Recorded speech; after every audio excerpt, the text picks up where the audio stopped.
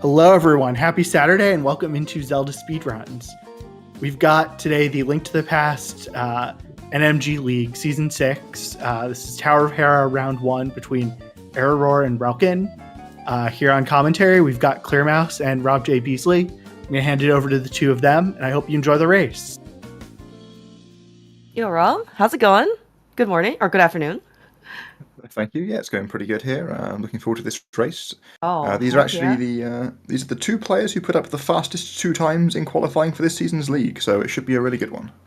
Oh, for sure. I mean, so Tower of Hera, for this division for NMG League, historically has always been, like the top bracket, fastest runners, and you were absolutely correct. Top 2 qualifiers for the sim, absolute cream of the crop. For NMG runners. 2024, it's a big year. Well, in general, but even it's only March and already, like Eri and Relkin both made quite the name for themselves. Eri, of course, number 1 on Speedrun.com leaderboard with a 122.56 achieved earlier. Amazing results. You really can't, go much higher than the first place, right? But of course, Relkin, certainly very capable on his own. You mentioned actually he qualified with top 2 qualifiers. He PB'd actually with that qualifier for 124.31. I mean, so incredibly impressive. Very active both for Relkin and Eri. So definitely not probably going to see a lot of rust. So as you mentioned before, this is going to be one heck of a race.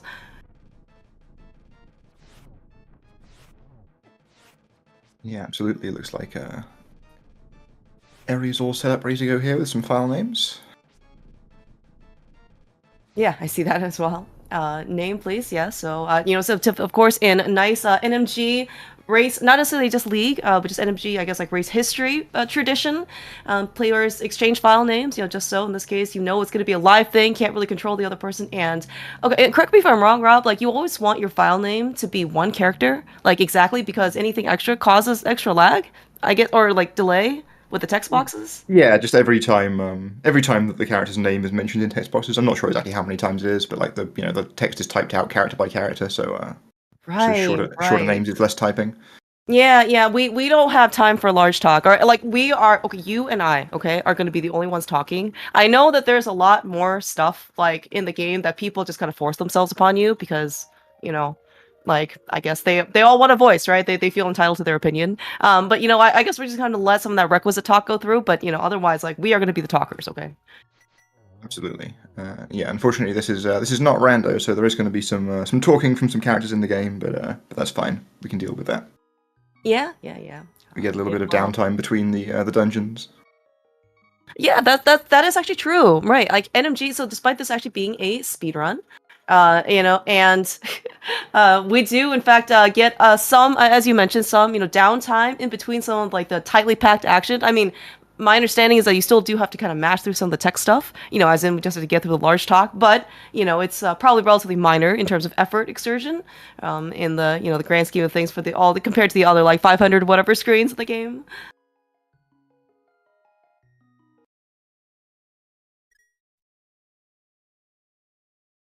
It looks like we are maybe ready to start. I see, Eri has, in this case, loaded up a new file name. Relkin also has his file name ready to go. All right, we already off to start. So, yes, the best way, of course, to start up your day, despite it being extremely bright and sunny, where Eri and I'm sure where Relkin is, it is really dark and stormy, and we don't have a lamp or any type of overhead lighting in our house.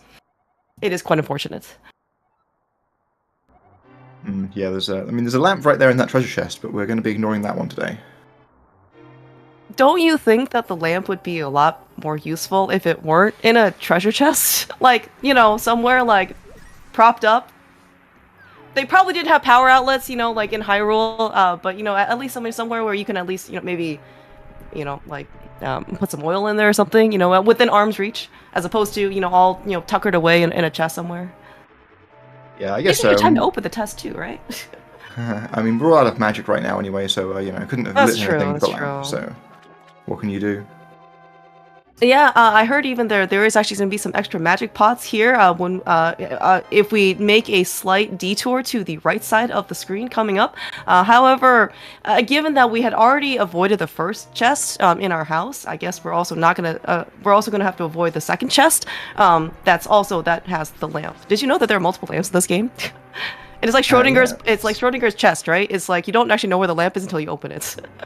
Yeah, exactly. That's a thing I did not know about this game until I started speedrunning it, is that, yeah, the Link's House chest, the chest in the secret passage there, and the chest in Zelda's Cell all contain the lamp. And as soon as you open one of them and get your lamp, the other ones become, I think, 20 rupees.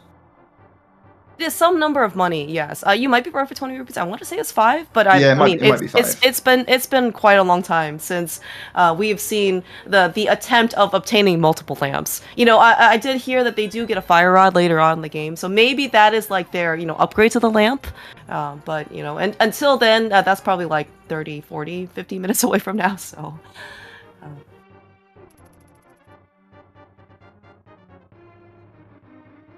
All right, thanks, Ari. Ari, very helpfully reminding us that he probably has run this category among many other categories multiple times, so he probably understands in this case where all the different chests are. But at least for the time being, all right. So we have actually made our way past both lamps. You know what? Third time's the charm, though, because we are finally going to be able to get the lamp right after, or maybe right before we end up rescuing the Fair Maiden, our princess. So we can, in this case, take her back to, the solace of the sanctuary, where it's, well, at least safe temporarily. Yeah, actually, on the subject of chests in this game, they're going to have different contents. We've grabbed ourselves a boomerang already, and that's actually going to change the contents of a treasure chest that we'll get later in the run as well.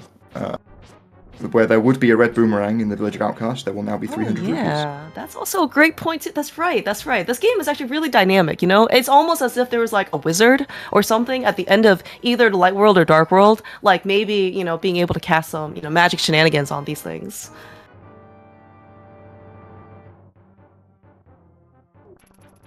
Right. But a really nice ball and chain fight, though, from both Relkin and Ari. Relkin taking a little bit of damage. Nothing, of course, too bad to worry about.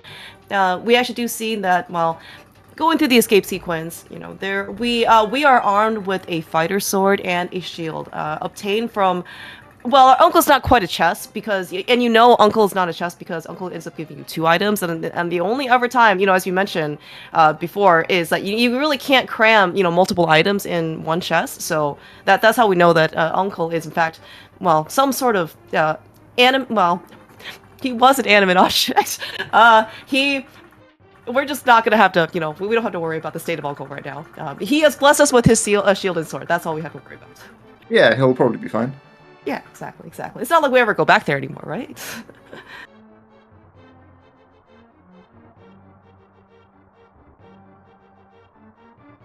Right, yeah. But in terms of otherwise, like movement-wise, we don't really have much else, because, so shield and sword definitely are really more for, well, certainly, shield is, sword is for offense.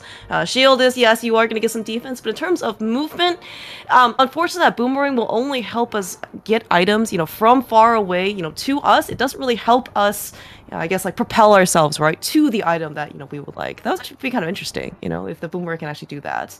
Like, we do get a hook shot later, which you can hook to plots and stuff like that and get you a little bit extra distance, but until then, we're just gonna have to, trust on our old, reliable 2 feet boot with our regular cloth boots, I guess. I'm just gonna have to, trudge through the rest of Escape, and hopefully in this case, honestly, if I were Link and I were running across all of these enemies that literally look the same size as me or bigger, I would be quite terrified. But this is the hero of time, right? So we certainly, he will get and he will even be even more brave with the Pendant of Courage later. Yeah, I think Link knows what he's doing here. The thing we have seen from the boomerang is the ability to stun some enemies, to clear them path a little bit. That's the one little bit of movement advantage we can get out of it. But that's true. Actually, that is actually a good point, right? And actually, you kind of look and we have some strategic boomerang throws. Certainly the most evident one is well, thank you, Eri, for demonstrating what Rob just said about being able to stun enemies at strategic locations. You have to see Eri coming out of escape pretty unscathed, but if you end up taking damage, right? More often than not, the damage is not going to be fortunate into your favor, and it'll probably in this case like damage boost you to the side, right, where somewhere you don't want to be, just cause you lose more time. And in this case, at the cost of 17 frames or something like that per boomerang throw, if you can kind of prevent that, that is definitely time save. Yeah, it's funny in some categories we don't get the boomerang in escape, and the times you get out of escape typically kind of similar. Like the time you lose by throwing the boomerang is kind of made up for by going slower, moving around things. So it's actually pretty comparable. Nice. Okay. Do you have a preference, out of curiosity, Rob, between the red and the blue boomerang, or is that too much of a controversial, polarizing question? I mean, I'd prefer the blue boomerang, but I've not played very much Rando since Fast ROM came out, so maybe the red boomerang's great now. Oh yeah, that's true. Yeah, I think I guess similar to like some of the file name stuff. Anything extra, like so whether it's a heart, total heart count, rupee count, anything that is extra, I guess, like on the screen that will cause the game to compute just that little bit of extra effort, and which can over the course of an hour-and-a-half run, can certainly add up to extra time that you probably don't want to incur. And yeah, for those of you who haven't necessarily seen the red boomerang or would like to be reminded, it is very pretty. Of course, it is, it's red, hence the name, red boomerang. But it's also got a lot of sparkles, and all those sparkles, yes, they actually do count now as sprites. And so anything else the game has to animate, does certainly can incur a little bit of delay. Yeah, we sometimes see that coming out of escape as well with the attempts to despawn Link's shield. I think Relkin went for rat frames here, but was slightly too deep into the door, got a swing and a miss, so no time saves here today. Oh yeah, that's true. I think that's like the one opportunity I think we get to try and fast forward the talk just a little bit. In this case, unfortunately, Eri nor Relkin was able to, I guess, get the fast text boxes. But actually, if you ever get a side-by-side comparison, you can actually see it is noticeably faster if you can end up either getting rat frames or heartbeat frames. Yeah, that's actually a good point. But sometimes it's good to take a little bit of extra damage if you can finagle it that way, or maybe just get lucky with the rat, right? But. In this case, I don't think it's going to be, too much time loss. And speaking of, though, we see actually both Eri and Relkin picking up the Sanctuary Heart. I do not believe Eri normally does that in his PB attempts, because picking up that Sanctuary Heart with the text box and everything, I mean it's 3 whole seconds. You don't get a 122.56 without just like wasting like 3 seconds worth of time, right? Probably you're gonna waste it unintentionally somewhere else in the run. So no reason to kind of I guess intentionally impose that. That safety upon you. If you don't think you necessarily need it. Yeah, for sure. I mean, if he'd grabbed Zankheart, his PB would be merely a shameful 122.59. I know, right? I know. Yeah. I mean, well, you know what? Good thing 2024 happened. That's all I can say. All right. Well, speaking of those, so Zankheart, certainly we saw that Relkin and Eri, of course, doesn't need it. All safeties there are just in case, right? We saw them go through like also the Eastern Overworld. That's actually pretty good. But a lot of things do actually 1 heart of damage. So like the Octoroks do 1 heart of damage. Even these. Any of the Igors that are going to come up could do 1 heart damage. We would take at least 1.5 hearts of damage just to damage boost off of the anti-fairy, so we don't have to disperse and kill all of the remaining enemies. That room is a big pain if you ever have to do that the intended way. And so so health is somewhat of a resource here, and it is very uncomfortable in kind of going into like let's say the Armos fight or big key chest room with a very limited number of health, and you basically have 1 shot at it.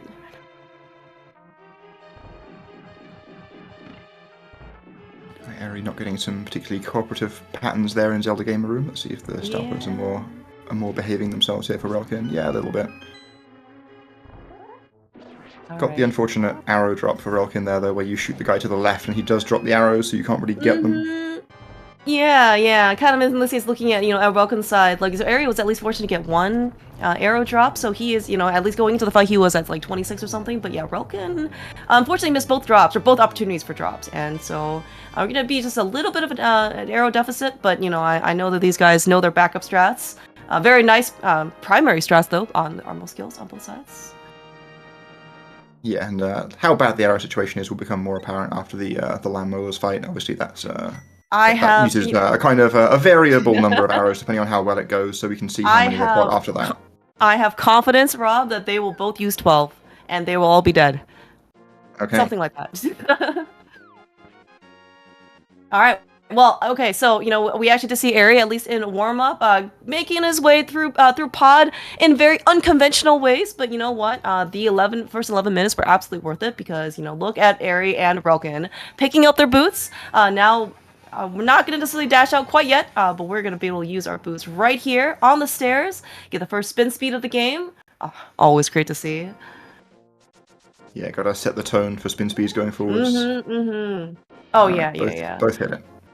Yeah, no, it's super nice to see, and you actually mentioned you're absolutely right though. I think I've heard this from a lot of runners. It's just that like when you get the first spin speed of the game. I mean, obviously there are many more spin speeds, but it really does set kind of like the tone of the morale because if you end up getting it, you're like, okay, all right, we're good. Like I can use the boots, I'm warmed up, let's go. If you don't get it, you're just like, man, I really hope this doesn't. You're a little bit now more wary and cautious for the rest of the run because you've already missed one.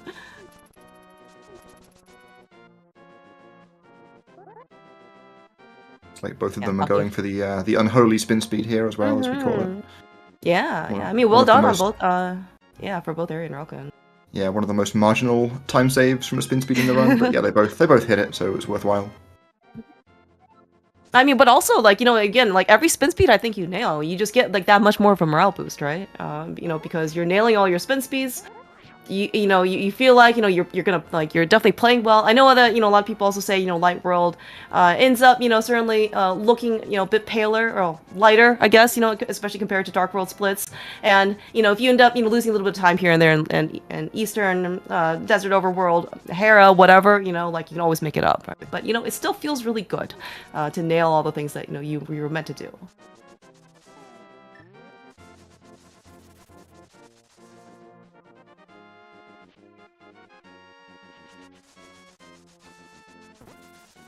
It's also really cool to see, basically, with the boosts, just by thinking part of game design. I mean, I also understand that this game has been around quite some time.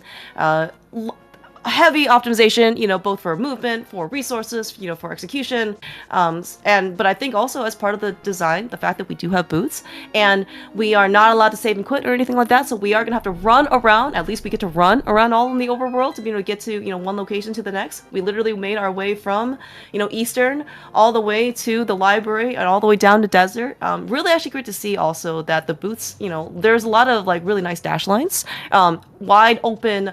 Long hallways, for example, even here in desert, right? That you can just basically use the boots, just really, really nicely. Yeah, this definitely feels like an intentional piece of game design here. Some huge hallways in desert to dash down to get some practice in with the boots. Yeah. And I know that, maybe, certainly I know that before boots, right, there's going to be a lot of D-pad movements, right? Pumping is certainly going to be one of your only, real techniques, that you can kind of utilize for the first 11 minutes.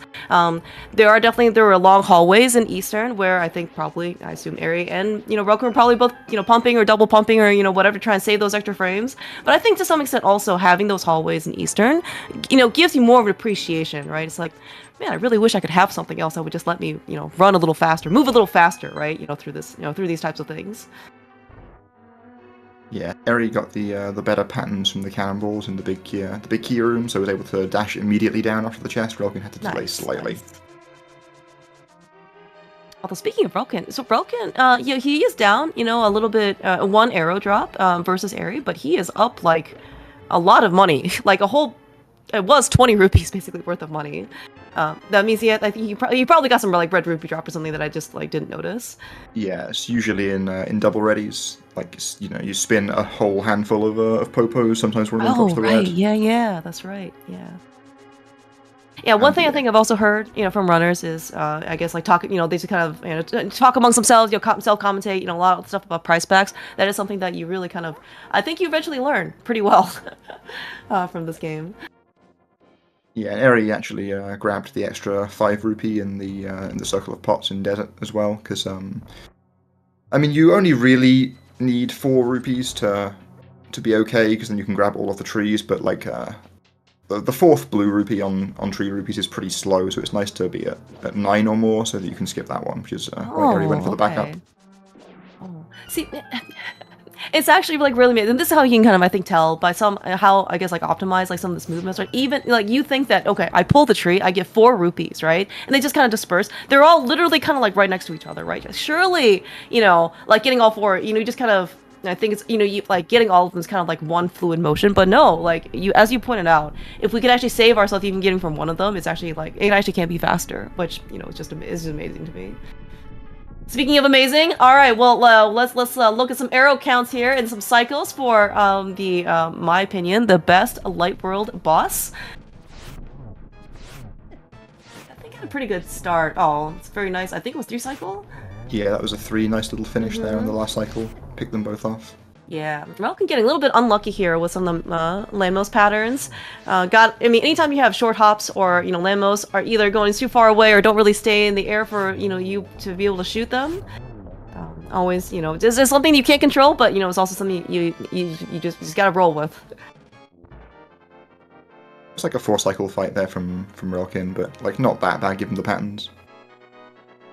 Oh yeah, for sure. And and also, we talked about, like Relkin and Eri, certainly some of the best players, of course, of this game in the world. One of the things that also I think is a hallmark of a lot of experienced runners is that if you get bad RNG, if you end up messing up intentionally or not or unforced, one of the biggest things that you can do is to try and recover or try and back up whatever, use your backup strats, right? And so then you kind of try and avert things that could be disasters into something that, is just like a minor, time loss, right? And Relkin, I think, did very well in the Lamos fight. Yeah, we also saw a few extra slashes from Relkin to preserve some arrows, so his arrow count is now super fine. Nice. Yeah, I mean, like, all of the things, so despite this being... Oh, that Zora Whirlpool always makes me so nervous. I understand, I think that particular situation, Relkin, I'm sure, was very safe, but... It always scares me. Just flashbacks of people getting hit unintentionally or inadvertently is such a painful thing to see. Yeah, it's a little scary when he spawns right on the warp for sure. But if you do the movement correctly, then you will get through there before he comes up and hits you anyway. So it is fine. But yeah, it can be a bit concerning if you make a mistake. So Rob, what is your opinion about swimming? Do you think it is on the easier side of execution or on the harder side of execution? Oh, I definitely don't properly understand swimming mechanics. Oh, Eri's got dead rocked. Oh no. This is one of those things where you wish you had powder, you wish you had Quake. Unfortunately, none of those things really kind of exist here in Light World. Yeah, it looks like the gap has closed a little bit now, but Eri still has a small lead. Yeah, but you actually can see. Oh, that was a really nice read on the Dead Rock RNG there for Eri basically to not lose his spin speed, but also not get hit. But yeah, you can actually see in this case like the Dead Rocks are terrible. Yeah, not getting hit kind of matters here as well, because Eri has already gotten knocked about a bit, down to 3 hearts. It should be fine, but it's a little bit scary territory. Yeah. I mean, like, I know, again, Eri, like, I have every confidence in Eri. He is certainly, probably one of the most consistent, runners of this game. He has got himself out of extremely dangerous and harrowing situations. But, that being said, though, there's always, especially, I would much rather take Relkin's situation of 5 hearts going into Hera than Eri's 3. Yeah, and we see one of the reasons there, that dumb mini Moldorm there that can be kind of hard to avoid. God, and Eri. This one too, okay. Okay, you know what? Nobody panic, okay? The hardest thing to not do is to panic. Not panic. Whatever, too many negatives. Don't panic, Eri. Everything's fine. Just play your game. Yeah, alright. I don't know. Would you pick up an extra heart upstairs in this case? Or would you just kind of go? We're gonna have to get a heart somewhere and also do the bomb jump. So that's So that's important. Yeah, I don't know. I imagine Eri will just go for it here. It's possible that in this spot you would choose to take a Death Warp after the big key to get some health back, but I suspect Eri will not go for that. Yeah, right.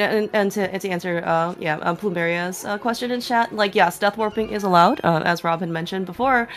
It's just that, like, death warping, yes, it does get your health back, but holy cow, is it slow? It's really amazing, like, how much time things actually cost. Like, I mean, maybe, like, maybe play more rando, or if you're not necessarily maybe doing like the speed run, things just kind of like all blur right in the grand scheme of like a seed or like a just like you play casually. But reviving with a fairy, drinking a potion, death warping, like holy cow, these are like significant time sinks. Like I don't know if they necessarily go over like double digit time, but I mean like it's up there. Yeah, Eri not even hitting the safety switch here. He's going to try and be a gamer. We're going to have to grab this heart so that we can bomb jump, but then we're fine. Alright, really nice early bomb jump there on Eri's side. Just pick up the bomb and go. Oh, where? Oh no! You hate to see it. The mini Moldorms were not having it. Anything on Death Mountain, I think, was just out to get Eri today. The Dead Rocks, the mini Moldorms inside Hera.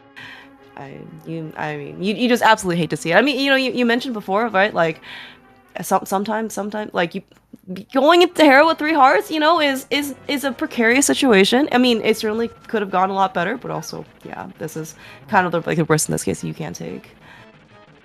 Really unfortunate. But, again, this is Light World. This is also Eri. There is a reason why he's also called Eri Terminator.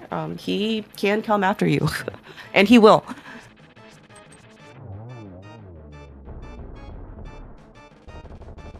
Enemies Okay. continuing So to just give add Eri on Kadongos to the pile of list of enemies on, on Eri's Yeah, side. just everything that's up here is okay. Gosh. Okay, you know what? For those of you who played, like, the logical enemizer in the Doors branch for Rando, did you know that bumpers now can be enemized? So we'll just add bumpers as part of the enemies list for Eri's Death Note. Neat.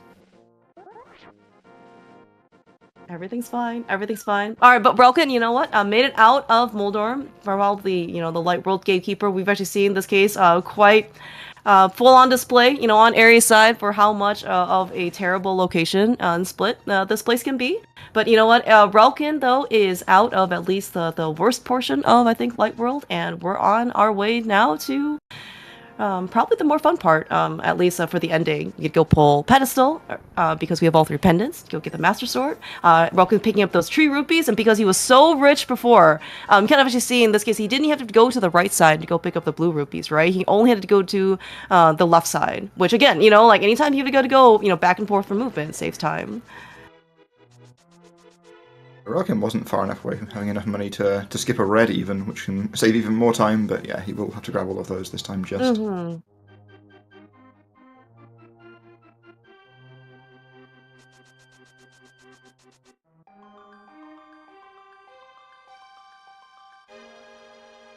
Yeah. And part of the reason, of course, why we're end up getting all this money now in Light World is because, well, So, Light World, Hyrule, there are actual real trees here. I mean, there are like, like things that look like trees, but I think they've, because it's Dark World, they've all, they're probably some, citizens of the world that were turned into the trees. But, like here, we need money because that actually goes on real trees as opposed to fake trees. And once we get to Dark World, there's not going to be a lot more opportunities for us to be able to amass 110 rupees for our very first Dark World dungeon. So people end up figuring out apparently that you can get blue rupees after you kill 1 enemy and take no damage, and then after you kill 4 enemies and take no damage.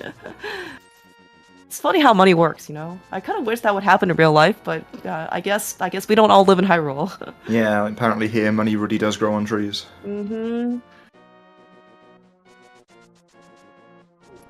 All right, but yeah, Relkin's all set. Also doing, not only for us, we want to keep our health, all throughout basically Lost Woods, going into Castle Tower. Well, we certainly needed to know taking down enough damage so we can at least, get all the money, prove ourselves worthy.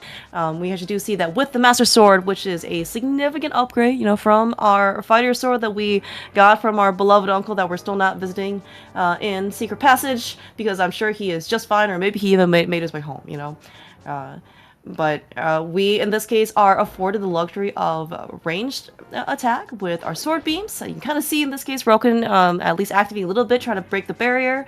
But we're going to see, in this case, some of the sword beams here in action in the first couple rooms of Castle Tower.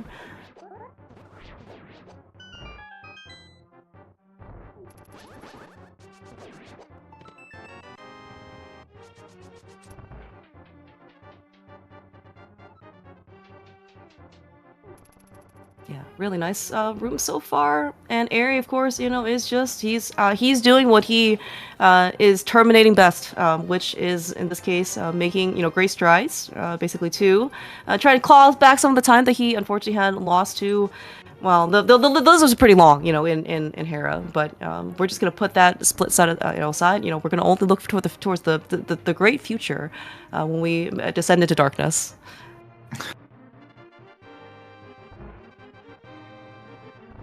Alright, Relkin actually doing a really good job here on Castle Tower as well. Didn't actually lose health yet so far. Always pretty cool to see if we can actually, and the guard was so intimidated by him that he just kind of walked off the platform himself. It's fine.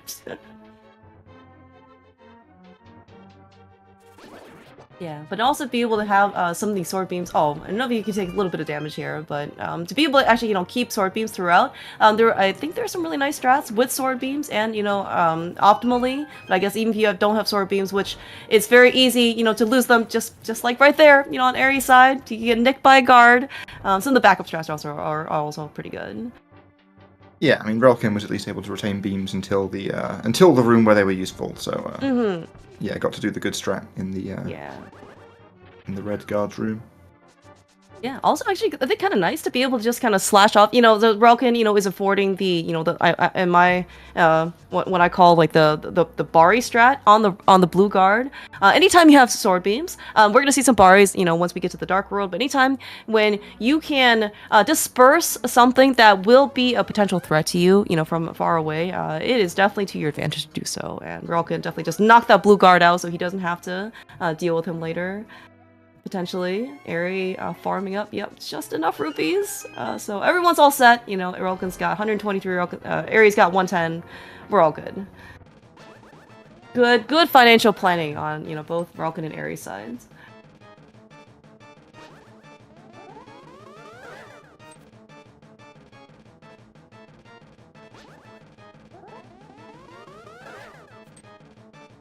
All right, so we're gonna actually now see, this is probably going to be proof, or at least proof by example, that Eri and Relkin are running separate games. This isn't random. This isn't actually. This is even season 4, for when even actually Relkin was one of the admins who helped facilitate the vanilla preset. These are like not the same seed. We are going to have some potentially very different number of blue balls and agate patterns. Relkin, I don't even know how many blue balls he's had, but yeah, it's a lot. This can, in fact, be some of the equalizers, one of the equalizing points, and because I know, so Eri certainly has lost a lot of time, just some unfortunate stuff that happened to Hera, but if Eri ends up getting, a fewer number of blue balls, can actually, even things up when we go to the Dark World. Although Eri's not really have that good of blue ball luck either. Oh my gosh, Relkin's still going. I might have run out of fingers. I think it's at least 7 for Relkin. Oh my gosh. This is, I think, maybe one of those times where you would be, like, especially race situation, like, maybe you're willing to kind of peek over, at your opponent to see, like, where they are. Because honestly, like, if you get 7 blue balls and you're just, and you've had, like, a really good light world, so far, you're just like, man, I really hope this doesn't, like, cost me, Obviously, the PB attempt, I don't know if you keep going or not. Maybe it depends on how many Oh my god, balls. they keep coming. Oh my gosh. Yeah. Do you have a reset threshold, Rob, out of curiosity? You know, you get through Light World, you get through Aga, and then you have, how many bloops are we going for? So if he dies now, I think it's 11. Okay, that was 11. Oh my gosh. Hello, Checks, where are you? Your title for most number of blue balls in a league run is in contention?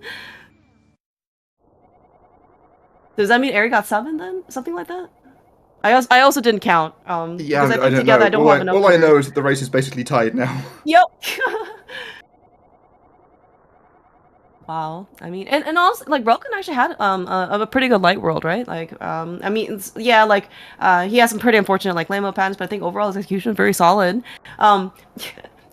It's not a, you know, like it's not punishment for having a good light world, okay? You know, like sometimes the game just doesn't like you, you know, just like the game did not like Eri, you know, for any of the RNG that he ended up getting. But, you know, as you said, here we are in Dark World, very comfy for both runners.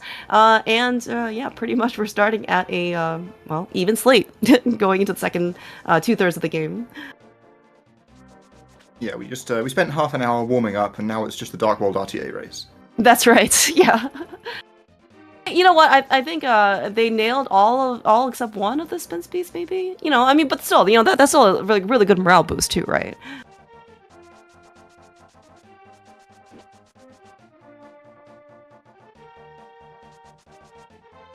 And to some extent, honestly, I was actually maybe a little surprised. You know, I don't actually know what, you know, relkin ends up going for in terms of movement in light world spin speeds, but I thought that he was definitely in the camp of I'm getting hookshot as soon as possible, so I don't have to do any more spin speeds. You know, and some of the spin speeds you mentioned, especially the one going into library, is not like a requisite one, right? And like as in like the time the time gain, even if you execute it perfectly, it's like very minimal. Right, so I was a little surprised to see him do that. But, you know, again, like, if you are also in a race situation, you know, against Eri, you might need to, you know, find locations where you can try and, well, not lose as much time.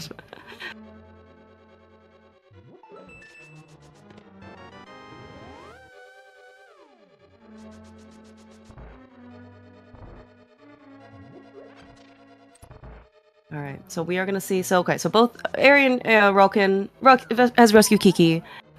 We are on our way to at least get the hammer. Yeah, Eri's looks like giving us the hover route here. That's right. Yeah, and so despite this game being around and so many people have worked on it for so long, I think the actual route, you can correct me if I'm wrong, but like the actual route for NMG has been set for quite some time. You know, macro and kind of like dungeon routing keys and stuff like that until maybe like under a year ago, maybe. I want to say it started maybe last summer, but you know, couple of friends, you know, got together, NMG boot camp that was also facilitated by Eri, and then they're like, well, what can we do with boots? And then suddenly, you know, you just instead of going through any of the actual floors and stairs and ledges, like you just, you know, hover everywhere. It's actually really nuts to see. Eri, like that hover also that Eri did, super smooth, also like one of the hardest hovers to do, so. The hover onto the like the chest on the right hand side of the room that Eri's about to go back into is like way harder than it looks. You've got to be like pixel perfect in a couple of spots to get into that rail. And you have to turn directions too, right? Yeah, oh yeah. Like changing directions while hovering is really awful. Yeah, like that's so ridiculous. You know what though? Eri is also going to give us. So this is like the second half, I guess, of the hover tour of Pod. How is he so good, dude? Yeah, and there we go. So that's the reason why you hover to the other small key, is because you can then skip getting the following small key after the hammer jump there. Mm-hmm. Yeah. And it's like, yeah, Eri is still slightly ahead here. Yeah, it's actually really like crazy, like how so I think the new hover route is certainly a bit more variable, just in terms of how like it heavily relies on how well and consistent you are hovering. You actually see that in the area, like he hovered like very consistently and very quickly, and I think even like with all that, like he saves actually a non-trivial number of seconds. I don't actually know the exact number, but it is quite significant.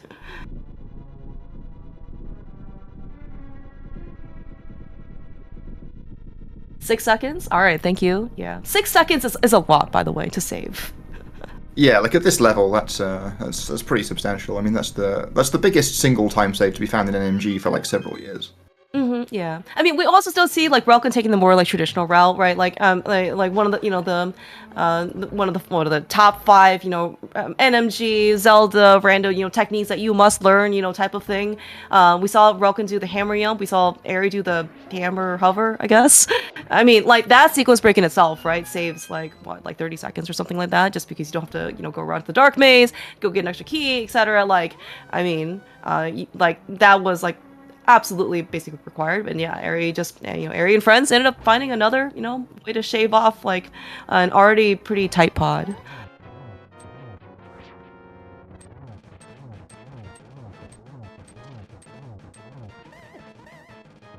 Right, super nice fight on Eri's side. Very friendly Helma. No fireballs is what we love to see. Relkin be a little bit more aggressive here. A lot more movement too on Relkin's side for Helma, so less friendly, but Relkin still managed to handle it like a champ. Yeah, got a few more left to rights, which are the movements you don't really want, but yeah, Relkin was able to chase him down and get it dead. Yeah, I mean, it certainly did look like that. Well, in both Eri and Relkin's cases, I don't know how much Sankheart really, I guess, like, actually physically mattered, as in, like, Sankheart is certainly one of the biggest reasons to get, well, in Helmasaur, just because everything, well, every hit he does, does 2 hearts of damage, and it always really helps him to have an extra hit, right? But didn't look like it looks like Relkin needed it. But that being said, though, like, it's a lot different to play when you know you can take one more hit, as opposed to, well, you can't take any more hits, otherwise you're dead. Type of movement. Yeah, exactly. Like it's obviously a lot easier to keep your composure when you're not dead in one hit, and also you can afford to just play the fight a bit more aggressively as well, which will save you some time too. Yeah. Definitely, wholeheartedly agree. Yeah, I know that we've said sometimes before, probably more relevant when we get to like the later dungeons, where health is a resource. I mean, health is.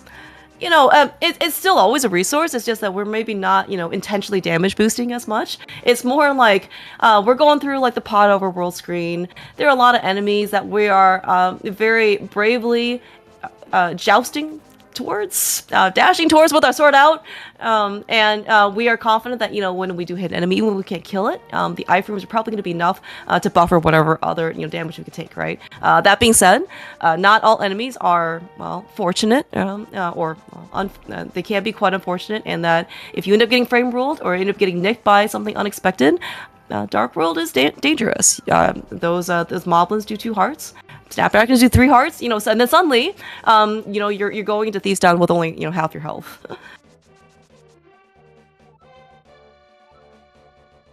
And the enemies in Thieves Town also hit pretty hard as well, so that's you want to true. avoid getting hit as much as you can, certainly. Yeah, and sometimes like you can well, the obviously like the faster you move, right? When we're dashing across stuff, especially with the sword, that is actually probably more defensive than anything else, just because again, the enemies don't have enough speed to catch up to you, and then also you do have something else, so they really can't hurt you, right? But we have actually seen especially in this run, when Eri went into Hera with only half his health, and while it could have been okay, it definitely was not okay, right? So you just really want that extra buffer, again. All right.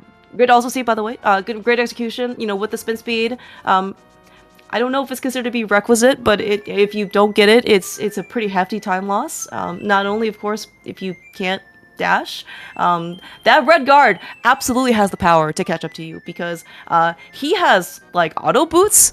He doesn't even have to charge up his dash. He just runs towards you, and I don't really think that you have the ability to outmaneuver him if you don't have spin speed.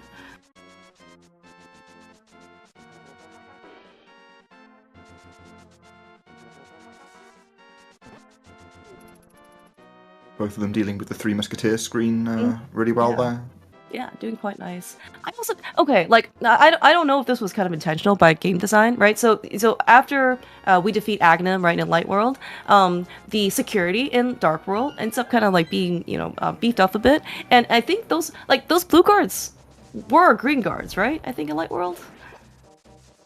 Maybe? Yeah, some of the enemies certainly change around. I mean, the red guard you were talking about on the library Oh, screen is not true. Yeah, there yeah. pre-Aghanim as well. Okay. Yeah, guys, I was just thinking, like, okay, so if we end up going to Lost Woods, kind of like the north route, before we beat Aghanim, right? They're green guards. We're pretty much only on Fighter Sword, right? Probably the first time we're there. And so we really can't kill, like, the green guards in one shot. But now we finally got an upgraded Master Sword. And then, like, the guards turned blue. So we still can't kill them in one shot. It's like, oh, okay. Good balance for the game, I guess. Can't make things too easy. Never make things too easy. But you know what? We're gonna try and make our lives just a little bit easier. So, you mentioned before here we're in Thieves Town. This is not the second chronological intended order of the dungeon. It's certainly, we were allowed to come here, right? We had the hammer, and we were able to run all the way from Pod to Thieves Town. So we have every right to be here. It's just, not the intended route, right? But we're hopefully going to upgrade our Master Sword, as fast as possible, so we in this case have a bit more offense, for the remainder of the dungeons. Exactly, that's the reason for doing Thieves Town second here is because it gives us the Titan's Mitts, which is what we need to retrieve the Smith to get ourselves a Tempered Sword, and that's going to let us make short work of most of the boss fights is the reason. Oh yeah. And also, I mean, I thought maybe also, it's by partial game design. So, you mentioned before, right? So only after Thieves Town can we actually get our sword upgraded. So it doesn't matter, we are always going to be here in Thieves Town with the Master Sword and a lot of enemies. These crickets, Zyzax, especially like the pink ones, they do not die to to the Master Sword with one slash. You need a Tempered Sword, or in this case, you can see the Eri also does have a hammer out. He also can choose to hammer out one of the Zyzax that can also kill it. All right, but I mean, like, as you mentioned before, right? Like, that's also, like, so for bosses, obviously, it's going to help. You're going to see a lot of probably really nice textbook, very optimized, very fast boss fights. But also, for, like, some of the enemies here, also can help out. That arrow drop from Eri was really welcome. His arrow count was a little low. Oh, yeah, actually, that's true. Man, I didn't even notice that before. I am also noticing, okay, let's not call it a trend, per se, because it's really probably only, like, the second or third time. Eri ended up not having a very good Hellway, got a little bit bullied, and then also, again, you mentioned before, right, Thieves Town enemies also do quite a bit of damage. We're going into the boss fight, with half health. Again, if all things go well, and this is probably one of the situations where things have a higher chance of going more well than not, still, if you would like to have a little bit of comfort here.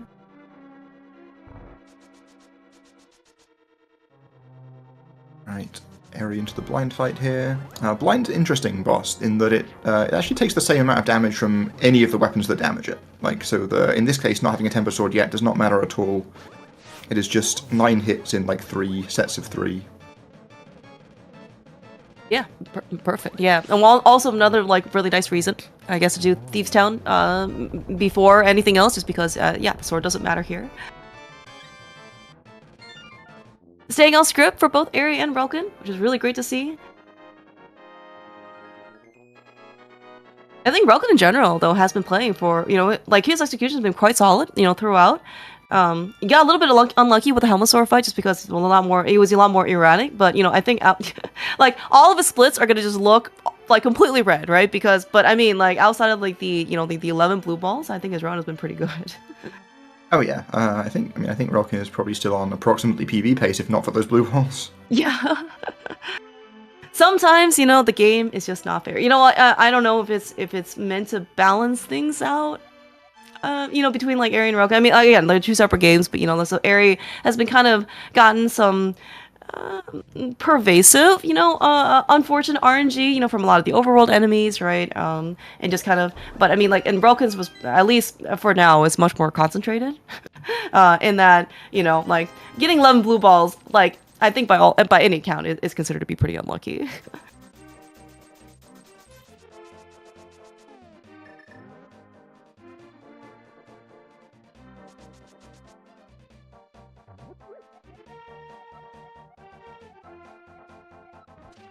All right, so despite all of our efforts to try and amass a nickel and dime our hard-earned savings, trying to get into the Palace of Darkness. Apparently we should have just, well, we couldn't even come here earlier because we didn't have the hammer, so we couldn't even get to this side of the world. But, once we got the hammer, after we've, paid up the initial entry fee, money just flows, right? Village of Outcasts, I guess maybe there's a reason why it's outcasts. There's just money laying around, for free, literally.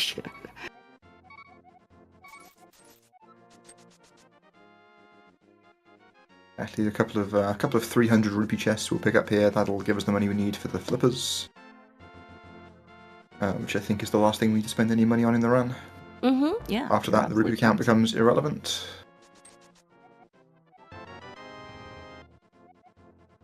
While this is probably not, well, it's certainly relevant, but it's certainly not notable, I guess, in the grand scheme of especially money purchases. You mentioned in this case, yeah, the reason why we need to get the 300s is so we can go afford the flippers, which cost 500. It does cost 10 rupees for what it's worth to go get our temper sword upgraded. But, like at the fact that we can pull the Sword of Evil's Bane, which is supposed to be like the greatest sword in all the land and all time, and then we just pay some smith like 10 rupees to go upgrade it to do twice as much damage, which is like pretty amazing deal, right?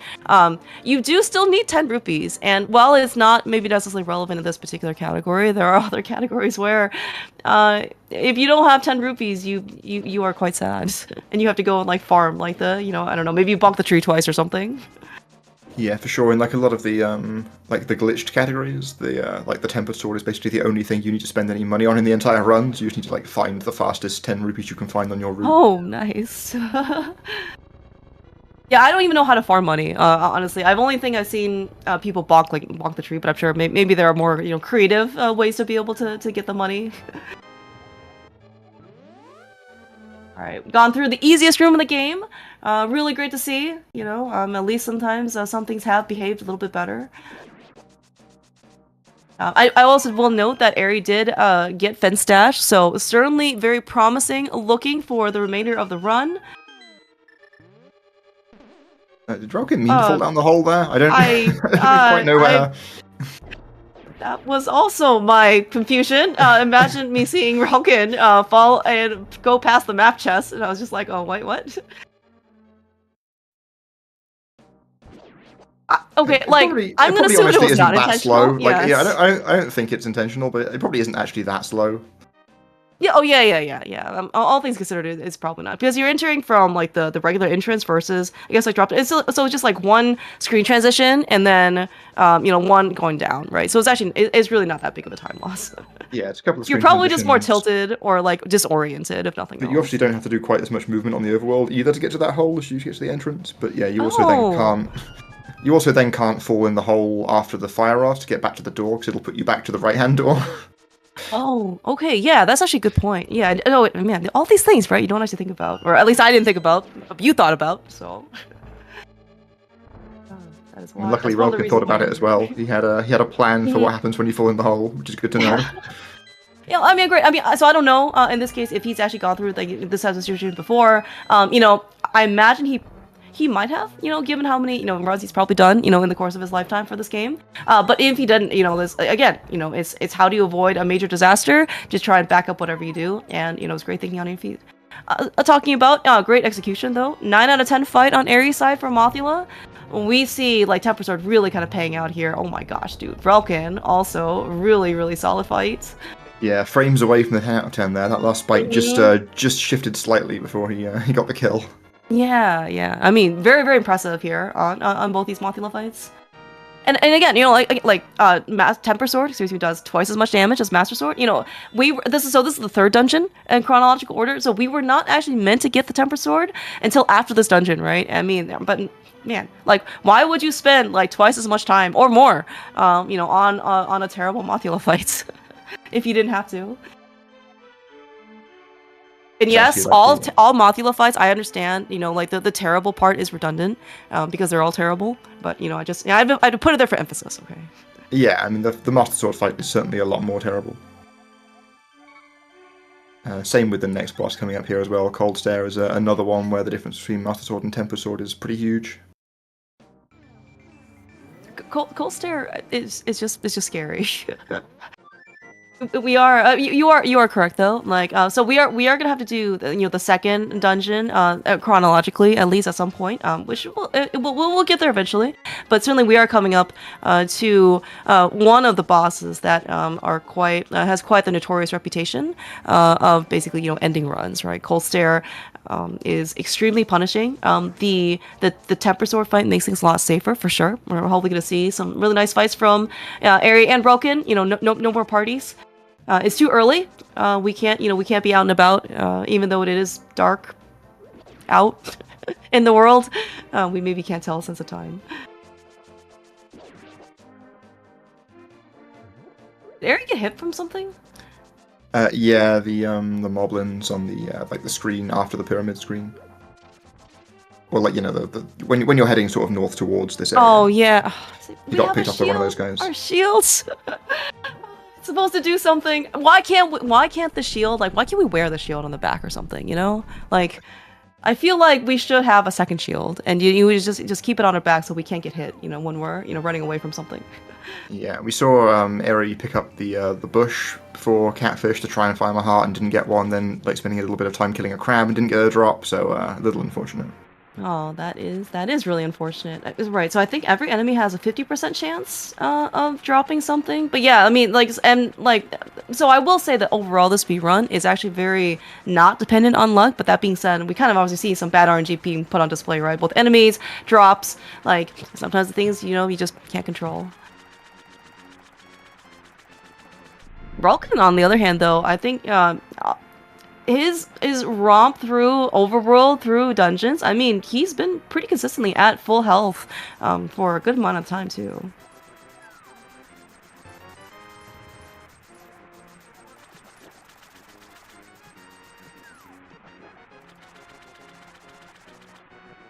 Alright, running out of Zora Moral, oh my gosh. Oh no! Okay. Nobody panic. Eri, don't panic. It's fine. Sometimes the game doesn't want you going fast. That's right. Oh. Oh, and then just to rub it in, Relkin just gets the heart from the rock first try. We need like co-op NMG or something like that, Although this is a race, I'm not really sure how. Yeah, like I guess if they're actually competing, I don't think Relkin's willing to, toss over a heart or something for Eri. Maybe it's a multi. Yeah, obviously, like Eri trying to farm hearts there was like a little bit of a risk. Obviously, he'll have been aware of that because like being only half a heart down as he was before being hit by the crab is kind of fine. Like you might lose time in the second room of ice, but you can then get back to full health before the conveyor room, which is quite important. But like now that he's so far behind in health, he won't be able to have beams for that room at all. Yeah, that's actually a really good point as well. Yeah, we kind of saw on Relkin's side, like one of the biggest reasons why we want full health, right, is for the sword beams, so you can actually use them to make the first few rooms a little bit faster. But yeah, also you also bring up a good point too, where like even if you're down one heart, or something like that, or half a heart, yeah, you can't really do Ice 2 very quickly, but you're going to be able to get extra heart right here, like what Eri just picked up. And so you at least have beams for a conveyor, but yeah, like now one heart is not enough to overcome the 2.5 deficit.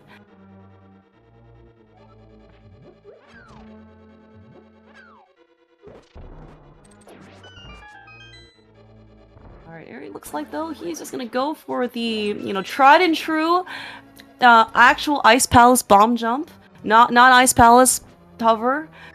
I guess contrary to what we kind of saw in Pod. Yeah, nice quick bomb jump setup from both runners there. Really well done.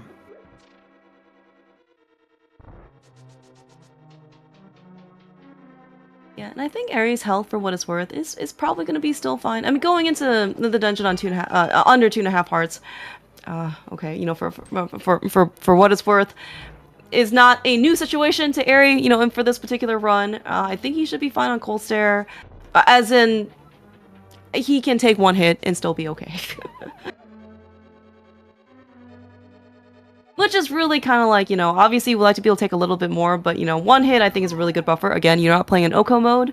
One hit, if you're worried that you're something, you're going to die. If anything just like, breathes on you, you're going to play probably a little bit more differently. Then, you can take one hit and try and recover.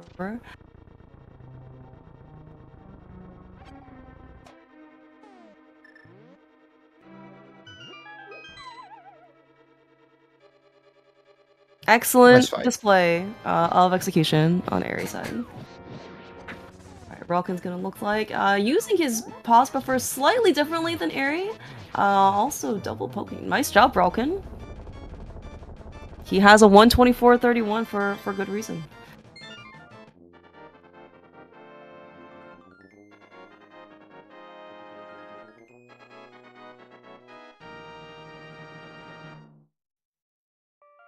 It's actually really great to see in this case. Like, yeah, like they both got like a gigantic number of blue balls, and that's why we're kind of like, you know, a minute behind, you know, where we maybe like think we, you know, would expect to be. But I mean, the fact that like Eri and Relkin are playing, you know, quite well for this race, and you know, for being probably two of, you know, some of the best runners in this community. Really good to see some like really nice execution being put on display.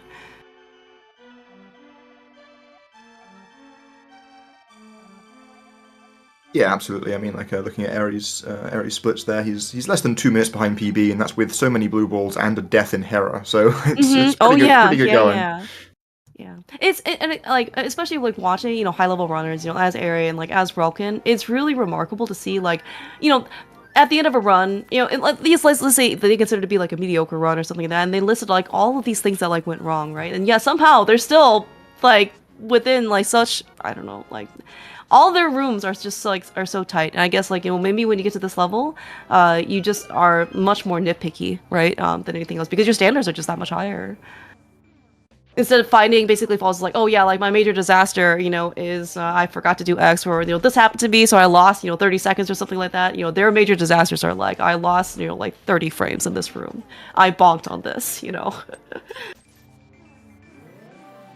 Also, yeah, speaking of that kind of disaster, both of them got bothered by the Octoroks on the way to the portal before Swamp. Cost them both a heart, but not too bad. Yeah, of all things to get to take damage on, like normally I like that Octorok. I mean, yeah, like we don't see in this case like Relkin and Eri both get hurt by it. Doesn't happen that often. It's more often that you maybe like the Moblin isn't very friendly, right? Or, you know, taking like a nick or something, you know, before going in, but.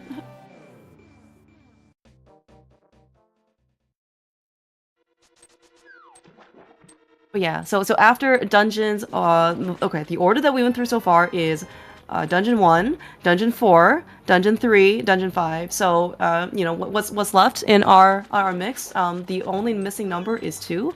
I've learned that from what, Pattern Power?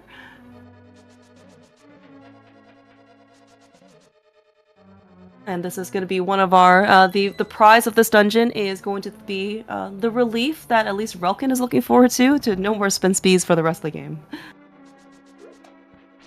I actually don't really know how Eri feels about spin speeds. Yeah, I actually think we're pretty done with spin speeds at this point, right? Because they're both doing ether in Maya, and they're gonna have access to the hook shot by then, so.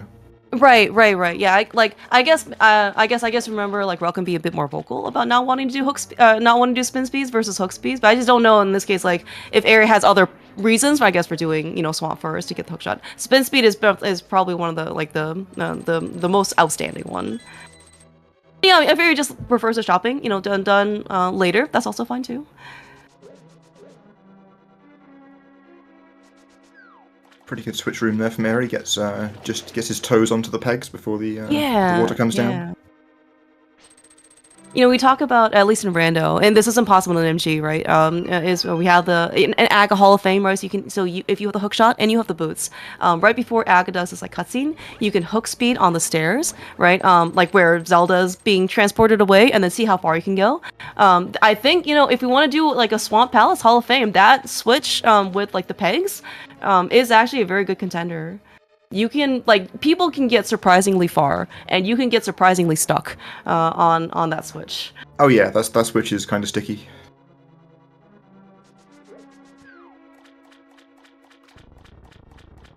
I mean, it is in a swamp, so I guess it makes sense. It's kind of sticky. That's true. Despite the fact that there's water everywhere in swamp, you know? Like, you would think that things would be a little bit more fluid. But no, Relkin also just got nicked. Oh my gosh, sorry. Relkin's left side swamp is, yeah. It is a little unfortunate. He just kind of got bullied here with the fire bar and the water Tektite.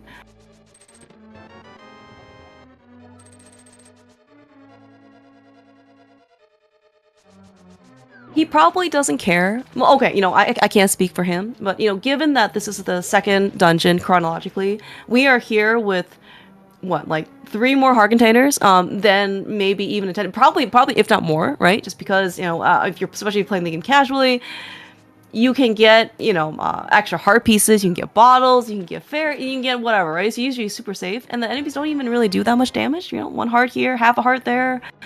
So Relkin's probably not too worried about his health. It's just like whatever he gets knocked out of his dash, right? He's trying to move fast, and then he's gotta like recharge his dash, read forward, going forward, remove, and it's that's the part that probably gets a bit more tedious and annoying.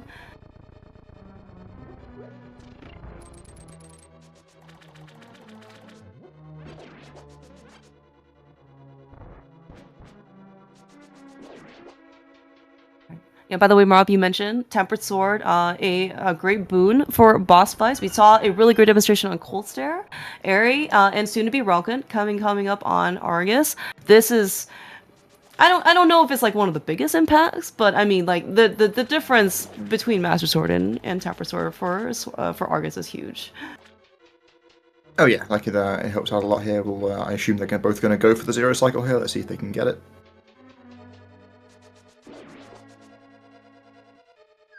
Pretty good from Eri. Can you clean that last one up? No, gets the empty cycle. Unfortunate. So close. Yeah. Just missed it. Let's see, in this case we do phase 2 real quick. 2 fire rods, shots, and a spin. Looks great. Alright, Relkin's gonna start his 0 cycle Argus. Looks great so far. Ooh.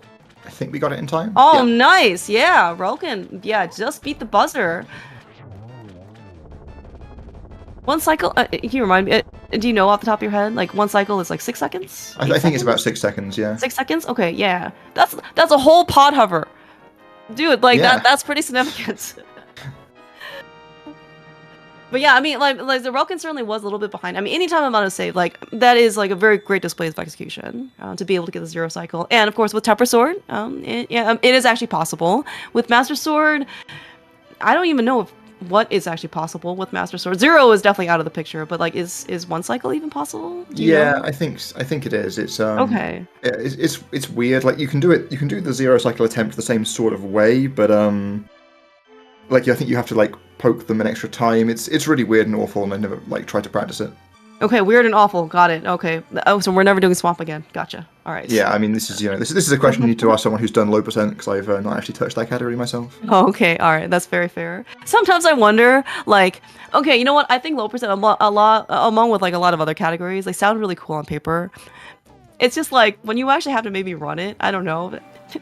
Maybe for like a lot of like there's a lot of novelty, I think, right? Because especially for speedruns like this, right? That the goal is to get Temper Sword as fast as possible, and then all the rest of your execution, boss fights, whatever, they become just like much more comfortable, right? I would dare even say that Relkin and Eri are probably enjoying themselves, playing this game. When you get to stuff that's more like low percent, or we don't delay boots, or you're just on constantly like 3 or 4 hearts. Anything, the challenge is there. I just don't know maybe how. You have a lot of endurance and perseverance to try and like really grind out those categories.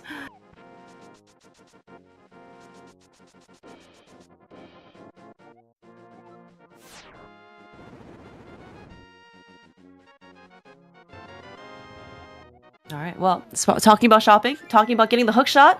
No more crabs for Eri. Why couldn't that crab drop the heart earlier when we were in Zora?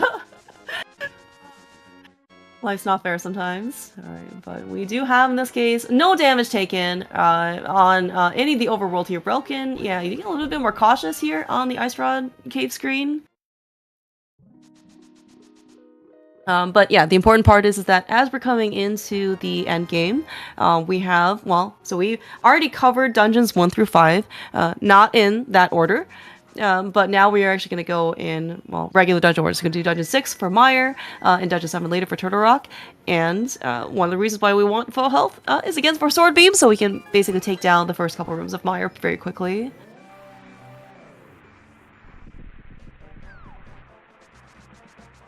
We'll see in the second room of Meyer here the fast trap from them both. Always looks pretty impressive.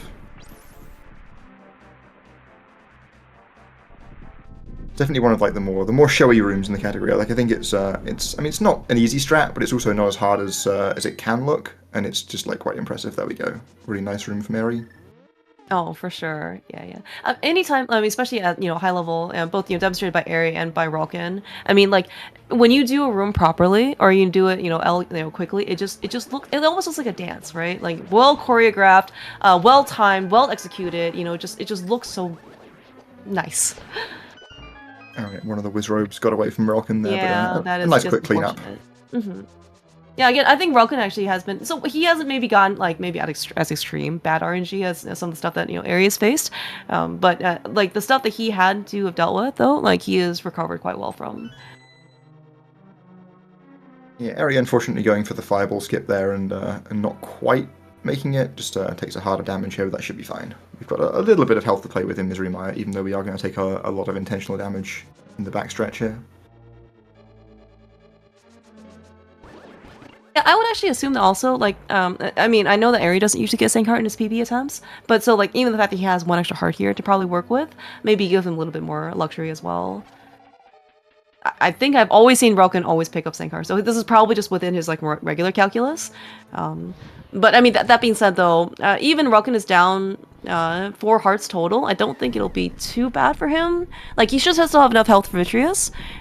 He may not go for Spark Gamble. I guess I don't know what the threshold is that you would. Yeah, I'm pretty certain he won't go for Spark Gamble at this health. This is pretty awkward because obviously, like, once you've taken the damage from the spike chest, it's pretty rough. But there are a couple of places we can try and get some hearts as well.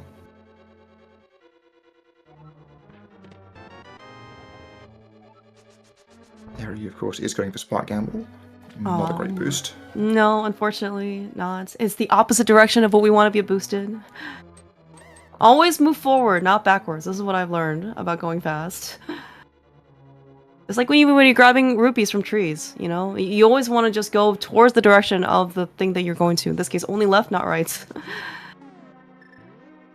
Yeah, it looks like actually, I don't know if Relkin even could have made Spark Gamble. I like the fire bar, or the fireball thing could have done, I don't know, didn't have to be there, but probably for the better.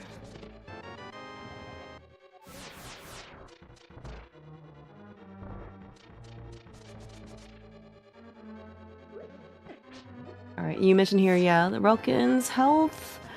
Okay, yeah, you do math a lot faster than I do. You're pretty correct, and that this health is a awkward amount of health. He should still be fine, because he's like 7 hearts is considered to be comfortable. 6 hearts is okay, but yeah, like once we kind of get down to this like 6-5 range, you really don't have a lot of buffer in terms of being able to take any more damage. Yeah, 6 is definitely in the danger zone. In that, like you'll go for the optimal strat with 6 hearts, but if anything goes wrong, you're in pretty big trouble. Oh, Eri also took a hit from something. I guess he's still on 7. We should be fine. Eri's been in pretty tough situations before.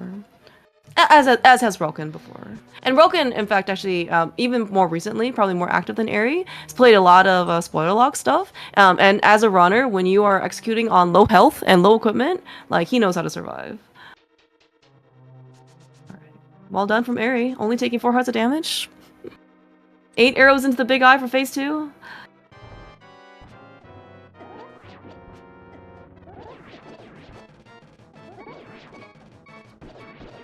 Very nice cleanup there on Relkin's side. I was worried if he was going to try and be a little bit more, like, safe on the last spin, but, he got everything that he needed, and he was able to clean them up with the arrows. Nobody was worried. Yeah, 2 good fights there with the health concerns. It's I think Vitreous might just be the biggest killer in NMG races that I've seen. Like, just such an easy boss to die to. Yeah, no, you're probably right in that case. Yeah,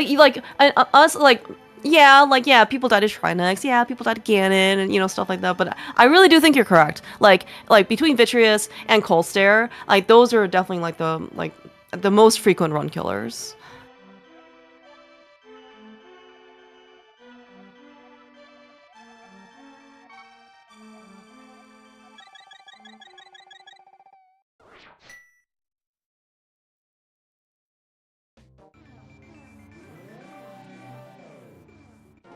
Ice Waffle House from Eri there. Used the hook invincibility frames to survive a dead rock attack, and then still had the hook speed afterwards. Just 122 things, you know. Sometimes Eri just does things. You're just like, I didn't even know that was possible. Oh, but then, you know, he has a well, 122, so you're just like, okay, I guess I didn't know that was possible either, so... Oh, yeah, okay, I guess we got some... unfortunately, oh does my not gosh. have a 122, so that's what happens. Yeah, oh, yeah, exactly. You know, oh my gosh, dude. Okay, you know what? What the... This... Okay. Alright, all of the bad RNG has basically just, like, manifested itself on Relkin's side, you know, and just that one screen. I was gonna say, like, at least, like, if, you know, Eri got dead rock, like, in Light World, right, the very first time, so I was like, okay, at least, you know, we got some evenness, right? And then he just proceeded to get even more dead rocked, and that was so bad.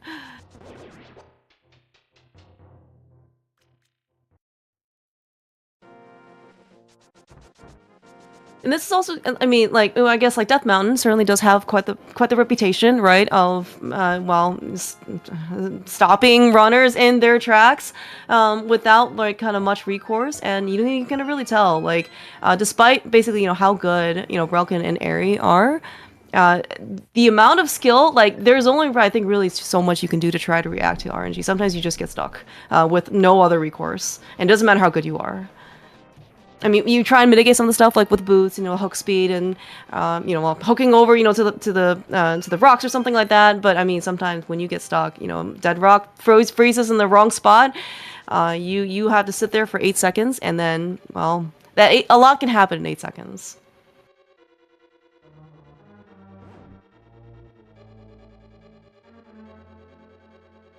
Could have killed Argus in 8 seconds. At least another cycle.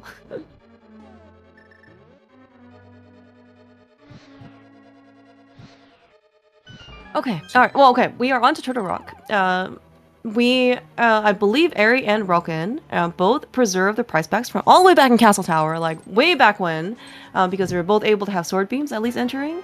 So hopefully, in this case, we didn't notice, or we're demonstrating on Relkin's side, and probably Eri's a little bit earlier, that everything in Turtle Rock hits even worse than you might expect. The rollers, in fact, were probably some of the kindest and kinder enemies, only doing 3 hearts of damage if you hit them. Pokies do 4. Chomps do 4. In fact, there are 2 chomps, so they can even do like a, you know, like a 4+4. Yep, and the reason why is we want that fairy, so things could be a little bit more palatable. Holy cow. Yes, did I mention? Unfortunate chomp RNG, but looks like we're sort of okay. I mean, it was a little Yeah. slow, but, you know, we're through unscathed. Yeah. That's just as important. Mm-hmm. I almost think that for this run, for both Eri and Relkin, like, forget the actual boss fights. I think the actual, like, the true bosses, like, were some of the overworld, like, minions, right? Like chomps and dead rocks and bumpers. Like, man, like, I think those are probably cost, like, the most amount of time loss for these guys.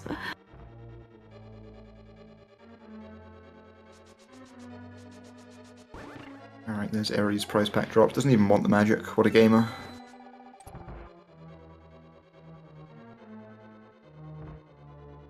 That is extremely impressive, actually. I mean, like we're gonna see in this case, like you know, obviously, like, Eri can do things like without the big magic. It's just, you know, with Relkin, especially in contrast, having the big magic, I think things become just a little bit more comfy.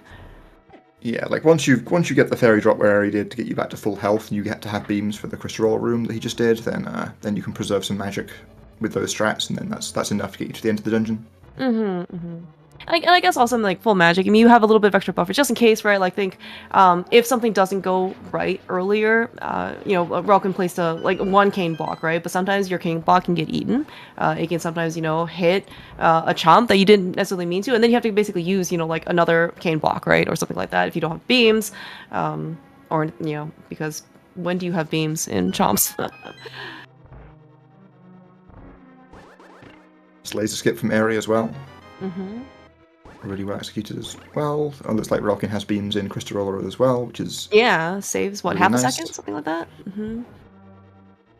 Yeah, it saves a little bit of time, and it also is just, like, much easier. Like, getting the squeeze between the roller and the, you know, the gap that you need to go through is just, like, so much easier with the beam strat.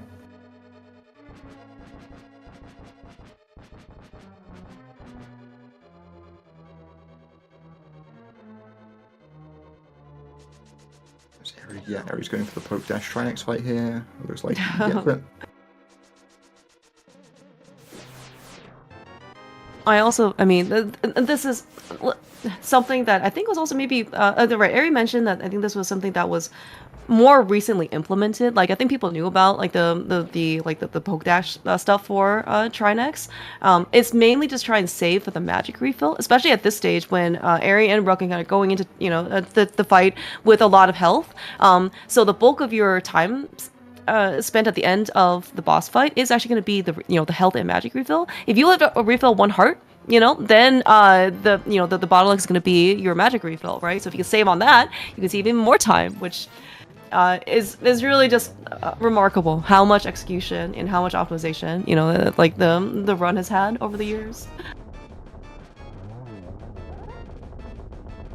It's really nice that like little strategies like that keep getting either For found sure, or like for implemented sure. because like obviously like in the bigger picture the NMG run is one that like doesn't change very much, but it's nice to just see like room strats every now and then. Yeah, get added. Yeah, no, you're absolutely right. And for the how long this game has been around, because I think it was okay.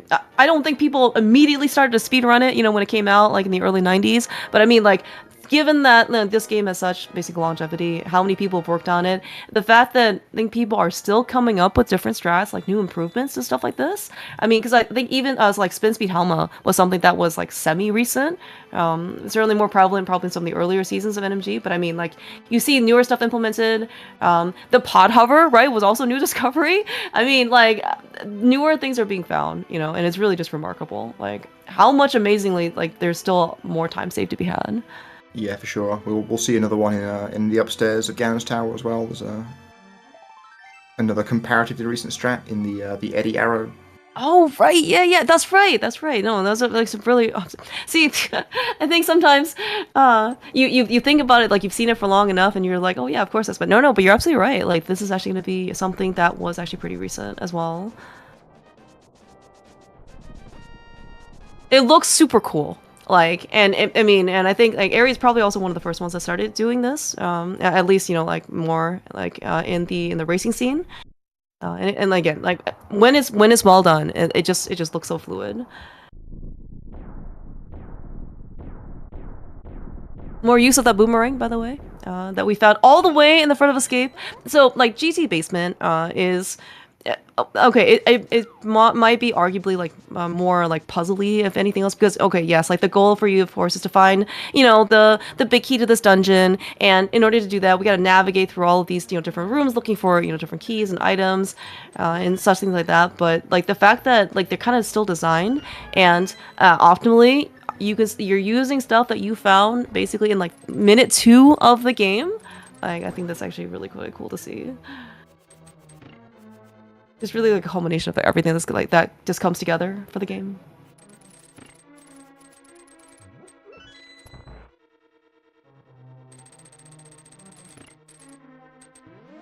Right, Eri has exactly enough arrows for the Ice Armor's fight here, but I assume he's still going to go for the chest, although not ideal. Yeah, that's okay. So I'm not too worried about Ares' health. I'm sure he can, game and still be fine. I am a little worried about Ares' magic.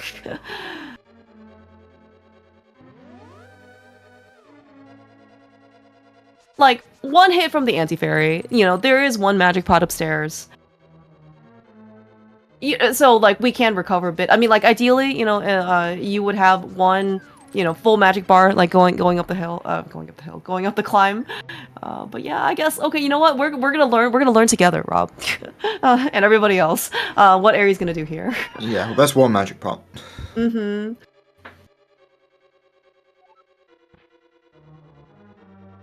Alright, you got some really nice arrows, from the mimics. Yeah. Okay, it's my observational bias, certainly, because I do think that those, like, first couple mimics end up dropping arrows more often. I understand everything is 50-50, like, so definitely don't, judge me for my observational bias here. But it's also really nice to be able to see, just, like, to have, like, those arrows, and ready, especially the 10 drop, and basically ready for the rest of the gauntlet. Yeah, Relkin was actually, like, already super loaded with arrows here. He didn't need to get either chest in the basement. yeah, how do these things happen? You know, everyone's like, people talk about arrows, you know, arrow count, arrow management. I'm low on this. I gotta make sure of this. Oh, Eri taking advantage of the prize packs, getting another magic drop.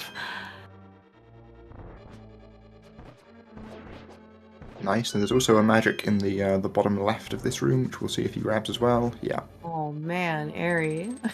Really showing us here the different pot contents. I don't know if I've actually ever seen anybody pick up that magic pot. Yeah, I've only ever seen people grab that one before when they've needed to use the fire rod as a backup in that room, and then you can replenish your magic with that pot. But yeah. Oh, yeah. Exclusive content here, as seen on ZSR.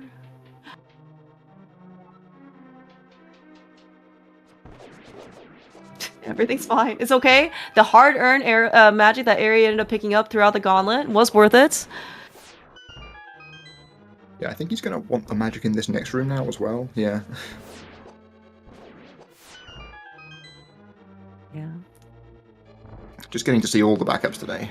Yeah, no, I think it's really cool. I mean, again, like, relkin is also getting a pretty nice contrast because like relkin, came up here with the full magic bar. He's going through the gauntlet, through the motions, what we're kind of, expecting, and then it's not often that we get to see, some different strats, right? As you mentioned, backup ones. But again, this is how you can adapt, and you don't turn, a bad situation to a worse situation. Nice limo too there on relkin's side. Doesn't have to go pick up any magic pots. If we had a collection rate count, for everything that's been picked up, like not necessarily just like chess, or uncle, but I mean like everything, as in like pots and stuff included, right? I think Eri's collection rate would be a lot higher than relkin's.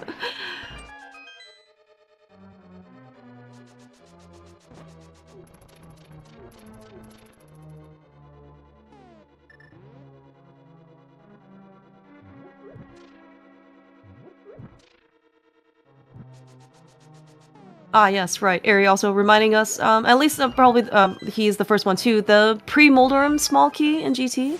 Relkin's gonna get his very shortly, but, at this... we're just also gonna, okay, you know what? I fully understand, because Eri has such a bad experience with the first Moldorum. Like, he has no reason to give that second Moldorum any chance or any time of his day, alright? Like, you just leave him alone. Yeah, we've learned now. Just leave Moldorms be. Exactly. I don't think relkin's gonna go for the Moldorum hover. I don't know. Okay, so relkin has been able to hover out in a pinch. I mean, so he has multiple rando titles. Most notably, I think when he was live in SGL 2022, I want to say, I forgot. Sorry, so I don't quite remember the year, but he won. Like, he was grand champion, and that seed was a hover mimic clip seed, and he did it. So. Looks like he's just gonna go for, the regular Moldorum chess hook. I mean, he also had to find time with Moldorum 1, so, he had the practice.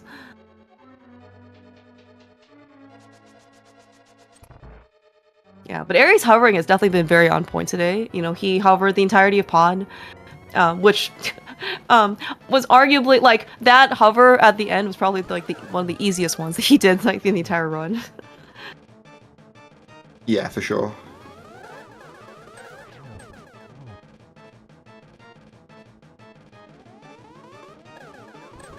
Alright, Eri into the Ganon fight. Looks like a nice little 3-cycle Aghanim 2 from relkin. It's actually been a pretty good GT from relkin. Oh, yeah, for sure. Like, I mean, like, so he did not get hit by the anti-fairy going, before dropping down into, before Ice Armos, so certainly did not have to maybe think as much in order to get some backup pots. So, his GT certainly was a bit more expected. Yeah, this is going to be like a 7-0X. It's pretty solid GT. Yeah. I think relkin's execution, has been, actually, according to his split, it's actually golded too, which is very, very nice. Yeah, I think relkin might create new splits for each league season, so I'm not sure if that's like an actual gold, but still super solid. Okay, good to know. We can ask him, assuming he wants to come in.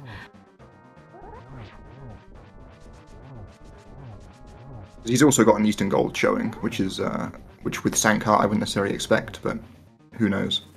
Yeah, that's also a good point too. Yeah, I was gonna say, like, there have probably been some very, like, minor hiccups, like, very few and far between, and yeah, like, the blue balls were unfortunate. Dead rocks were unfortunate, but Relkin's performance has been very, very solid this game.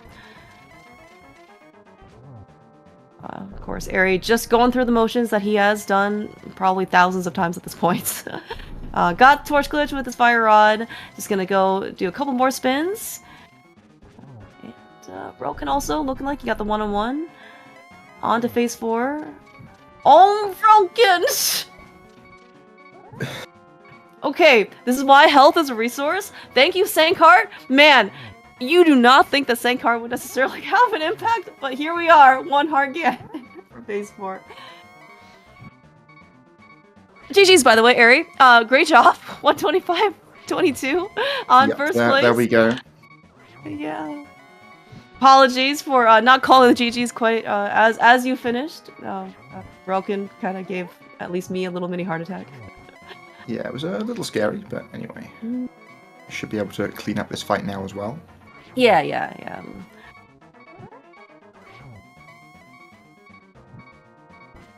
You see Relkin maybe taking... I don't think he's necessarily played like that much more conservatively. You know, maybe that very last hit, right? He didn't necessarily go quite up, but yeah, you don't really want to die on hit 11.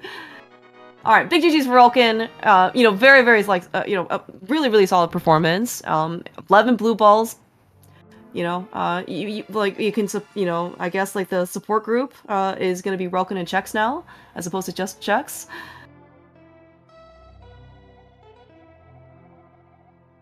Yeah, I mean that's that run is a 124 from Relkin if there's no you know, if there's a sensible number of blue balls. For sure. Yeah, actually, how long were the blue balls? Just 11. Is it a whole minute? Minute. I mean, plus, according right? to these splits, he lost 1 minute 27 versus gold on the blue ball split. That is a lot of time. Okay. 120. That's 90 seconds. Holy frick. I'm sorry. It's 87 seconds. I guess I just round. But I mean, that's like a minute and a half. Like that's a lot of time. Yeah. Eri also had his fair share. I don't think we actually counted. Sorry. But they were pretty even. I think once they at least landed on the pyramid, maybe 7-ish. But yeah. So Eri's like primary time sinks were the absurdly large number of blue balls, but not as absurdly large as Relkin's, and then the one Hera death. And getting decked rock. Yeah, that whole split, you can just toss into the dumpster. 8 blue balls? Okay, alright. 6 tam.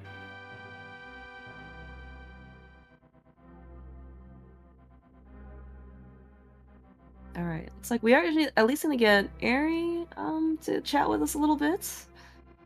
Not actually sure if Relkin's gonna join. But you know what? We are here joined by today's victor, Eri. GG's. GG. Yo, thank you, GG's. Yeah, it was a rough run for both of us. Like RNG was not on our side, and that kind of made it bad for both of us to race, I feel. But yeah, we managed to pull through in the end. Yeah, the overall like things you had to react to seemed definitely like rougher than average. I mean, if there is such a thing as average, right? Like, but like yeah, this one definitely looked. I don't like was Hera also like a lot of just like bad RNG, or I mean, like that you could have dealt with, but I mean, but also did look like you got pretty unlucky with how you end up dying at Hera. It's many Mulder kind of came back, right? Yeah, it's a little mixed. I think on a good day, I would be able to react to like half the stuff. Like getting that rocked, like it was rough, but it was somewhat my own fault. And then all the like medium Mulder RNG in Hera, like I think if I was just a bit sharper, a bit more awake, I would have been able to deal with it at least better. But I was put in a position where I had to deal with everything, and like today was just not the day to not take 1,000 hits everywhere. And it kind of was the trend for most of the run, where there was just like a little bit of sloppiness everywhere that put me in a bad position, and then I tried to correct it poorly. But yeah, like also like 5 blue balls, 8 warps, just like a mix of everything. It was pretty rough.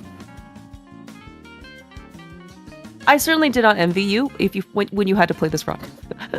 as we're watching, you go through like the motions of every single split. I mean, Hera was certainly more extraordinary, but like even some of the other stuff, it just looked like nothing really. I would say like there was something that did go your way, but I think more often than not, things did not go your way. So it's just like, okay, well, at least you weren't suffering alone. Yeah, it's like there were a couple splits that were good. Like Swamp was solid, Maya was solid, and like I didn't get the Zero Cycle Argus, but like the going into GTA, I was starting to feel better. But then the Bob's Chest incident happened, and from there on out, it was just kind of like thinking more about like how to back it up properly, because I'm not very confident with like Somaria Lamo 2, so I kind of had to back stuff up, and then I got the 2-cycle Lamo anyway, and then I got the 4-cycle Agan, which is kind of like a little bit of a disaster everywhere, and again, just not being able to like really give my B+ or A game today. But it was also just like feeling rough for Relkin, because he had a really good run for the most part, and also started getting bullied by RNG a lot, and especially after that Aga, of course. I kind of felt it feels really stupid to say, but like I kind of felt forced to win by such a margin that at least the blue balls didn't matter, and it's kind of what happened in the end. But it's still very demotivating to know you're like 40-50 seconds ahead going into Aga, and then just see it all like waste away because of pure RNG. You're certainly not wrong. I mean, yeah, we were. I think we were all really feeling for him, because he went into the Aga fight, and then we just kind of started, and then like you got there, and then he's still going, and then like he's still going after you finish. It's just like, oh yeah, like I wasn't counting the blue balls as they came, but like I knew there'd been a lot watching it. Yeah. I was like, okay, if Aghanim dies here, it's 7. Okay, he didn't die there. Okay, fine. If he dies to this next one, it's 8, and then he just kept not dying. Yeah, it ended up being 11 versus 5, and it's it's not great for both, Oh yeah, but 5 is still a fair bit below average. Yeah, but yeah, it's I think it's like 48 seconds difference. That's just suddenly gone, like all the advantage. That's rough. It's just rough. I feel for Relkin, like being put in a prime position to like win a race like this. I can only imagine how much that would mean, And then I mean, for what it's worth, we have seen league races, right, where even one person does die in Hera, and then and then but like they still have to play the rest of the game, right? And so like one death like does not guarantee necessarily victory, but certainly does kind of push you towards that, push you a little bit closer. But yeah, for sure. I mean like your victory is still, despite I think the blue balls, I think you still would have come out on top, just given how everything else. But that being said, right, like mentally you probably play differently if it's like 1 blue ball versus 11. So I guess it's really hard to say. But I mean I'm glad that both of you at least got through this run. Was not maybe like the most pleasant of game experience. I guess sometimes you just have to take the lumps, right, with the good stuff. Yeah, exactly. Like, of course, that's what this league is about. Like, if you always get the good RNG, and if you always play on your best game, then we wouldn't be playing leagues like this, because then the best player would always win, and that's not fun. Like, tourneys like this, or speedrunning tourneys in general, are also for the underdog stories, and for the exciting races where something went wrong and you're trying to claw it back, and that's the cool part, because otherwise you can just watch people speedrun and always get good times. Yeah, that's true. You gotta perform, when it's actually like live, right? When it's like the one time that counts. Yeah. But I mean, still, always a pleasure watching you, Eri. To being able to, kind of see what you do. It even, actually, Rob kind of pointed this out too. That I personally did not know what you were going to do in the gauntlet when you were down like 3 magic pots of magic. And Rob was like pointing out, is like, oh yeah, like there's a magic pot here, like G3 or something like that. And then I don't know, and then he's like, oh, and like I was like, wow. Yeah, I mean, really cool to see some content. The gauntlet was the one time where the drops really cooperated, so that was nice. I don't want to talk about Ice Palace Split. We all saw what happened there. Other than that, like the drops were But yeah, like being aware of backups, of course, is also important in runs like this, and it's nice. Just that in the ice split, none of the backups wanted to actually give you the heart. Yeah, that's kind of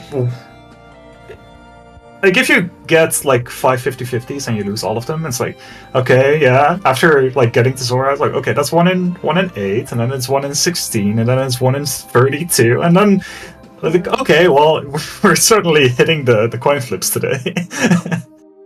Yeah, you gotta really question these coins if they're actually 50-50. They are, just, sometimes you get unlucky. Yeah. But yeah, thank you both so much for the commentary and for the restream. I want to give huge shout outs to relkin, because he's been gaming really hard, and like I really would have like he would have deserved like a win like this, and he's been playing really well. So I just want to say, like, yeah, I'm sorry that it went this way, and the RNG was just so rough. But yeah, thanks so much for the race, relkin, and hope we meet again in another league. I will look forward to that matchup. But thank you again so much for racing, Eri. Like I said, it's always a pleasure. And yeah, big GG's to relkin. You said your words were very spot on and very accurate and very kind as well. I mean, relkin has been playing pretty consistently and pretty well recently. And it's unfortunate that the things happened today. But there are there are 2 more weeks of league, at least for the season, among whatever other, rando speedrunning, Zelda activities are happening. So I'm sure we'll see relkin around. At least 2 more weeks for NMG League. Yeah. Alright. And anything else from you, Eri? No, like I think I've said everything. Thanks everyone for being awesome. Thank you both for the commentary. Amazing community as always, and it's always nice being around. Oh, thank you. Yeah. Thanks, Rob. This was a lot of fun. Thank you so much for being here. Yeah, you're welcome. Thanks to you as well. It's always fun to do these broadcasts. Yeah. And it sounds like we're just about wrapped up. So, thank you again to the runners, commentators. We're going to go raid DoomTap, who is running the same category, doing, I think, some practice for the league. But we'll be back here on ZSR in about 35 minutes with an MMR race, plus 2 more MMR races, and I think an OTR race on ZSR and ZSR2, plus a lot more the rest of the weekend. So stay tuned and have a good rest of your Saturday, everyone.